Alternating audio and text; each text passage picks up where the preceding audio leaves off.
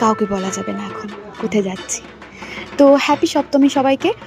প্রথমেই বলে রাখি আমার চ্যানেল এভরিথিং উইথ এমএসে সবাইকে ওয়েলকাম। আমি মৈত্রী, আর শুরু করছি শুভ সপ্তমী দিয়ে সবাইকে। তো আজকে ছিল সপ্তমী, আমার শ্বশুরবাড়িতে বাড়ির পুজো। তো সপ্তমী পুজো সেরে নেওয়ার পর আমি রিজুকে নিয়ে যাই সিউড়ি। তো ওকে বলি না কী কারণে নিয়ে যাই, তো ওকে বলি যে চলো ঘুরতে যাব। দেন আমি ওকে হোন্ডা শোরুমে নিয়ে যাই।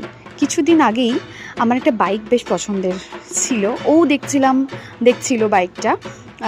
তো সেই বাইকটা ওরও দেখলাম পছন্দ, আমারও মোটামুটি পছন্দ। তো ভেবেছিলাম যে পুজোর দিনে, শুভ দিনে আমরা এই বাইকটা কিনবো। তো আজকে আমরা চলে গেছিলাম সেটা কিনতে, কিন্তু ও ফার্স্টলি কিচ্ছু জানতো না, আমি ওকে লুকিয়ে নিয়ে গেছি। দেন ওখানে আমাদের ফর্মালিটিস হয়, তারপর পেয়ে যায় আমাদের হাতে চাবি।